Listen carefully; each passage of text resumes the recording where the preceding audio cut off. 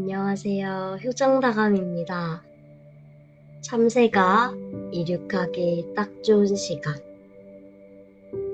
2016년 5월 11일 월요일 참새의 방앗간 시작하겠습니다.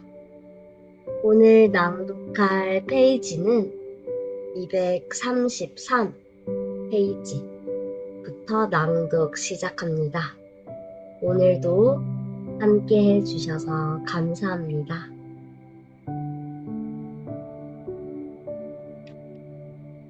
그렇게 함으로써 눈으로 보는 것을 손이 어느 정도까지 느끼고 있는가 측정할 수 있다는 것이었다.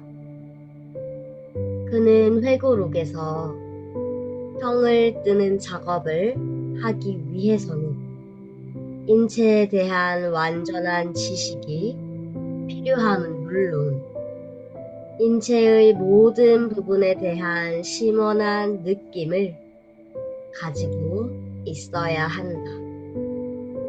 말하자면 인체가 가지고 있는 선들을 통합해서 나 자신의 일부로 만들어야 하는 것이다. 그래야만 내가 이해하고 있다는 것을 확신할 수 있다. 라고 말하고 있다. 로댕의 유명한 조각 작품 생각하는 사람은 자신의 고유 수용 감각적 상상력에 육체적인 형태를 부여한 것이다. 로댕의 말을 빌리자면 모든 시인과 화가 발명가를 상징하는 한 벌거벗은 남자가 긴장감을 주는 자세로 바위 위에 앉아서 생각에 빠져있다. 로댕은 내가 내 작품 생각하는 사람을 생각하는 사람으로 만드는 것은 무엇인가? 그것은 그의 머리, 찌푸린 이마, 벌어진 콧구멍, 담은 입술만이 아니다.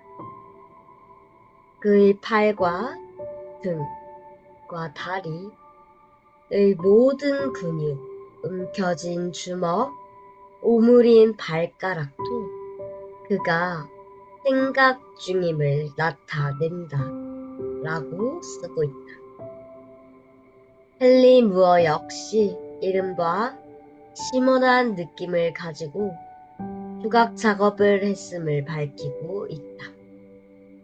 그의 작품이 주상적이고 비구상적이었음에도 불구하고 그가 표현하고자 했던 것은 내적인 생명력과 스스로 감지한 형태의 자체 형상화와 분출이었다.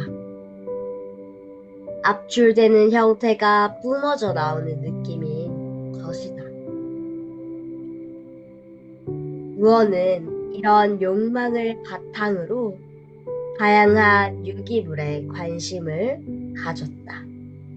특히 그는 뼈에 관심이 많았다. 뼈는 모든 생물체의 내부 구조다. 내부에서 몸을 밀어받치고 있는 것은 무엇인가? 그것은 뼈다. 다리를 구부리면 뼈 위로 무릎이 팽팽하게 당겨지지 않을까? 동작과 에너지가 발원하는 지점은 뼈에 있다. 라고 그는 말하고 있다. 무어는 몸으로 생각하면서 자신이 흥미를 느끼는 형태인 내적인 힘과 압력을 자주 느껴보려고 했다. 그러면서 스스로 자세를 한번 잡아보는 것이 몸으로 이해하는데 도움을 준다곤 말했다. 이러한 사고는 마사 그레이엄의 무용을 이해하는데 중요한 열쇠가 된다. 그녀는 제자들에게 전체 동작의 일부로서 내부 골격을 느껴보라고 했다. 그녀는 제자에게 헨리 무어의 구멍 뚫린 조각품처럼 움직이라고 다그쳤다.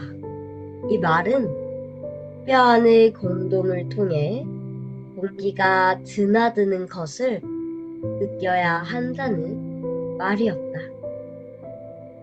음악 또한 고유 수용 감각적 사고에서 태어난다. 잭슨 폴록의 드립 페인팅 작품을 그냥 보기만 해서는 안 되는 것처럼 음악 역시 그것에 수반되는 육체적 행위를 느끼지 않고서는 이해가 불가능하다. 보스턴 교향 악단의 지휘자 오자와 세이지는 지휘를 몸 전체를 가지고 음악의 형상을 춤으로 표현하는 일이라고 정의한다.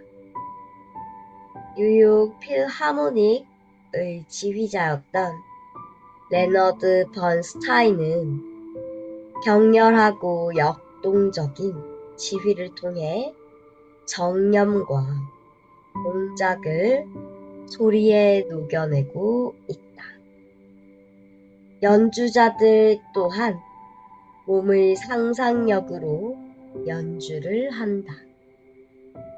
예후디 메뉴힌에 따르면 바이올리니스트라면 바이올린을 어떻게 쥐고 팔을 어떻게 움직여야 하는지 뿐만 아니라 어떻게 서 있어야 하는지도 배워야 한다고 말한다. 작곡가 겸 피아니스트인 조지 앤틸 역시 피아니스트의 기술은 기본적으로 근육에 달려있음을 강조하고 있다.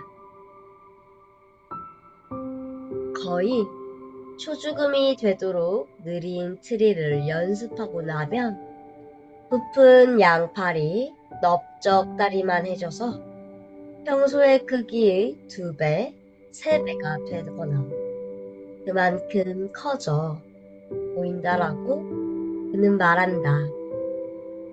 앤틸은 콘서트 연주를 15라운드 건투 시합에 비유한다. 그만큼 에너지 소모가 크고 땀을 많이 흘린다는 얘기다. 문제를 온몸으로 느끼는 과학자와 수학자들. 놀랍게도 음악가들이 활동하고 있는 이러한 근육적인 느낌이나 육체적인 감각, 손기술, 머릿속 연주 등은 과학적 사고에서도 중요한 역할을 한다. 그렇게 보면 많은 저명한 과학자들이 탁월한 화가나 음악가이기도 했다는 사실은 매우 당연해 보인다. 과학자들은 실험실 기자재를 연주하며 실험 작업에 필요한 운동 감각을 키운다. 발생학자인 워딩턴은 이를 이렇게 표현한다. 과학 실험과 그림 그리기는 공통된 능력에 의존하고 있다. 그것은 궁극적으로 근육과 관련이 있을 테지만 일단은 물질을 다루는 능력을 말한다. 실제로 MIT의 금속학자 시릴 스탠리 스미스는 금속 구조에 대한 감각을 키우기 위해 그래픽 아트를 일부러 공부했다.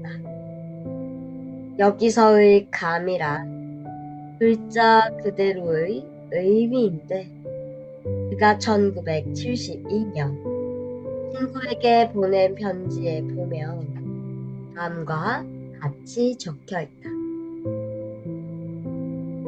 오래전에 합금을 개발하던 때의 일이라네. 나는 그때 뭔가 자연스럽게 이해된다는 느낌을 받았어.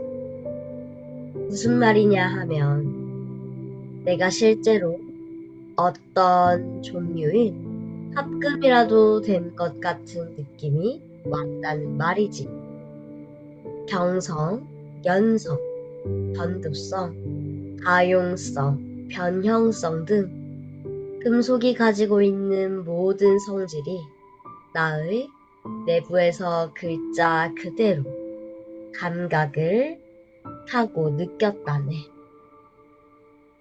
이 말은 앞서 언급했던 아인슈타인과 파인먼이 경험한 고유 수용 감각적이고 운동 감각적인 형상화 사례와 매우 비슷하게 들린다. 스미스의 과학 작업은 실제로 서로 반대 방향으로 끌어당기고 있는 힘들에 대한 근육의 느낌과 균형 잡힌 구조에 대한 미학적 느낌에 의지하고 있다. 물질에 대한 근육 감각이나 촉각은 기계를 조립하고 건물과 구조를 세우는데 필수적이다. 엔지니어링과 마음의 눈이라는 책을 쓴 유진 허커슨에 따르면 엔지니어가 구조물을 설계하거나 기계를 조립할 때는 기계학 교과서에서 배운 지식보다 이런 감각에 더 많이 의지하게 된다고 한다. 대형 증기 터빈, 발전기 같은 기계를 설치할 때는 시각적인 것 이외에도 촉각적이고 근육적인 지식이 필요하다. 이런 감각적 지식과 기계학적 지식을 통합시켜 필요한 장비와 기술, 판단력을 적절히 운용할 수 있을 때 비로소 엔지니어의 설계대로 일이 이루어진다라고 그는 말한다. 기계공이나 목수, 여타 기능공의 작업은 손지식에 크게 좌우된다는 것이 그의 결론이다. 손지식이라는 것은 이를테면 나사를 얼마나 조여야 제대로 조인 것이며 얼마나 돌려 깎아야 적당한 나사선이 만들어질 것인지 아는 지식을 말한다. 손지식은 또한 나무나 쇠를 부러뜨리지 않고 얼마나 구부릴 수 있는지, 또 유리를 녹여 붙이거나 볼 수 있는 시점이 언제인지도 가늠하게 해준다.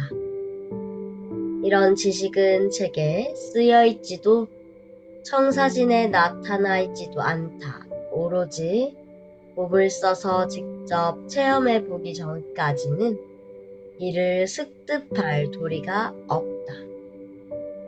근육과 촉각, 손재주에 의한 생각하기는 생물학이나 화학, 물리학 시스템을 이해하는 데도 중요한 역할을 한다. 수학에서도 마찬가지다. 수학자인 켈비스 젠슨스는 난 문제를 풀 때 엉긴 매듭을 느낀다고 한다. 그는 이 매듭을 말로 표현하거나 기억하기 지극히 어렵다. 따라서 언어적 방식으로 접근하면 복잡한 매듭 간에 나타나는 유사성을 포착해낼 수 없다라고 말한다. 젠슨스는 난독증이 심했기 때문에 문제를 풀 때 기호로 된 수식을 사용할 수 없었다. 그래서 그는 문제를 공간으로 환치해 내적인 몸의 느낌으로 받아들였다. 그것은 마치 장님이 나무 난간을 만지면서 느낌으로 길을 찾는 것과 비슷하다.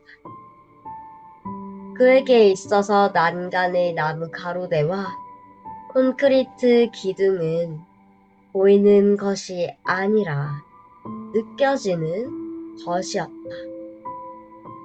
같은 방식으로 젠슨스는 실제로 그림을 그리거나 손을 놀리지 않고도 마음속으로 매듭의 느낌과 그의 결부된 손가락의 움직임을 상상했다. 수식 기호를 쓰지 않고도 마음으로 수학 문제들을 푼 것이었다. 스타니슬라브 울람은 수학자로서 한 걸음 더 나아간다. 그는 계산을 하면서 숫자와 기호를 사용하지 않고 주론과 결합된 촉감으로 처리한다라고 한다. 보스앨러보스에서 원자폭탄 연구를 할 때 그는 원자의 움직임을 시각적으로 그리고 고유수용 감각적으로 분명하게 상상해냈다고 한다. 나는 시각적 혹은 촉각적인 능력이 내가 일을 하는 데 있어 주된 것임을 알았다. 또한 문제에 논리적으로 접근하지 않고 어떤 물리적 상황을 상상해내는 방법도 깨닫게 되었다. 만일 누군가 10개 정도의 방사나 핵의 상수를 느낄 수 있다면 그는 소립자의 세계를 마음속에 생생하게 그려낼 수 있습니다. 이 그림을 입체적이고 정성적으로 다룰 수 있게 된다라고 그는 술회하고 있다. 우리는 대학원 시절 한 물리학자의 이야기를 전해들은 적이 있다. 이름은 오래전에 잊어버렸지만 그는 울람처럼 양자 방정식을 온몸으로 느낄 수 있었다고 한다. 세미나 도중에 누군가가 발표한 방정식이 원자의 상호작용을 너무 느슨하게 서술하고 있다고 생각되면 그는 의자에 축 펴져 있고 또 누군가의 발표에서 원자들 간의 간격이 지나치게 좁혀진다 싶으면 당장이라도 화장실에 가야 할 사람처럼 안절부절 못했다고 한다. 이런 모습에서 발표자들은 그가 입을 떼기 훨씬 오래전부터 자신들의 발표에 대한 그의 견해를 읽을 수 있었다. 생각하는 것은 느끼는 것이고 느끼는 것은 생각하는 것. 이러한 사례들을 사고하는 것이 느끼는 것이고 느끼는 것이 사고하는 것이라는 결론에 이르게 한다. 우리는 결과적으로 언제 무엇이 어떤 문제를 표상하고 있는지 알게 되는가? 육체적으로 불편해질 때 우리는 문제가 있다는 걸 안다. 그리고 문제를 해결하게 되면 몸이 편안해진다. 단순히 해냈다는 감정이 아니라 문자 그대로 발이 절로 굴러지고 얼굴에 미소가 피어나 웃음이 터져 나오는 것이다. 나보코프가 기발한 체스 문제를 만들어냈을 때 육체적으로 달콤한 만족감을 느꼈다. 유년 시절 침대에 누워 내일 놀 계획을 세우면서 아늑함을 느꼈다고 말한 것도 놀랄 일은 아니다. 그러고 보면 버트런드 러셀의 다음과 같은 말을 듣고도 놀랄 것은 없다. 지금까지 내가 해왔던 창조적인 작업들을 돌아보면 불쾌감을 동반한 어떤 난문제가 가장 먼저 다가왔다. 우리는 몸의 모두 마음에서 긴 몸의 고통이나 쾌락을 겪은 적이 있다. 그 역의 경우도 마찬가지다. 이걸 보면 마음과 장, 표정 사이에 강력한 해부학적 연계성이 있다는 것을 알 수 있다.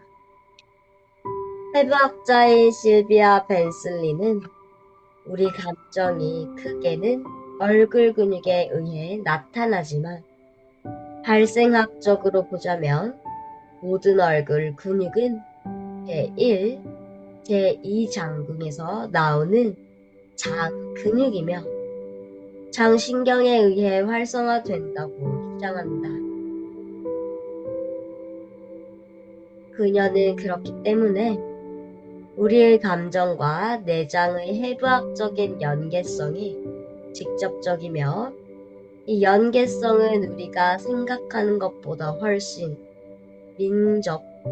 밀접하다 라고 말한다.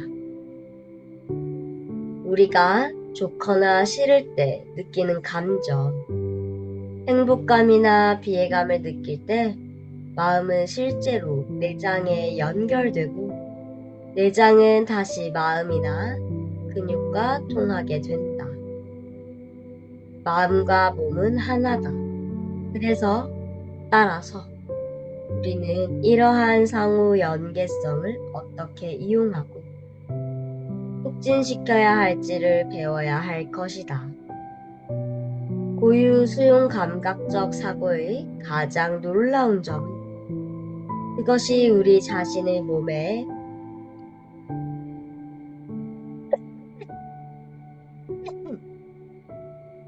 국한되지 않는다는 점이다. 그것은 다른 사람 혹은 다른 사물에 대한 우리의 느낌까지 확대된다. 무용 비평가이자 역사가인 존 마틴에 따르면 다른 사람의 고유 수용 감각적 상태에 대한 인식과 모방이 무용과 마임 예술을 가능하게 한다. 그는 무용수의 몸짓을 이렇게 설명한다. 무용수의 몸짓은 우리 마음속 국방기제를 동원시켜 그를 흉내내도록 만듦으로써 그의 감정을 우리가 느낄 수 있도록 한다. 이것이 우리에게 시사하는 바는 무용수가 몸짓을 통해 우리의 동조를 이끌어내는 방법 외에는 어떤 식으로도 자신의 감정을 전달할 수 없다는 것이다. 대형 백과사전에는 마임을 최초의 그리고 유일한 만국 공통 언어라고 정의 내리고 있다. 그러고 보면 배우는 마임 기술을 가지고 있어야 한다고 연극 연출가 스타니슬라브스키가 주장한 것도 그리 이상한 게 아니다. 그는 이렇게 말한다. 배우란 모름지기 날카로운 관찰력과 발달된 근육 기억 능력을 가지고 있어야 합니다. 그래서 그 안에 저장된 자세와 몸짓을 항상 재생해낼 수 있어야 함은 물론이고 사고와 몸을 조화롭게 연동시킬 수 있어야 하죠. 스타니슬라브스키는 이 기술을 배우에게만 한정시켰지만 그것은 다른 사람들을 이해하고 소통하기 위해서 우리 모두에게 필요한 기술이다. 오늘도 참새의 방앗간에 함께 해주신 작가님, 월요일 아침이 밝았습니다. 오늘은 가장 인상 깊었던 내용이 무엇인가요? 저는 뇌와 얼굴의 표정, 장이 연결되어 있다 라는 문장이 기억에 남습니다.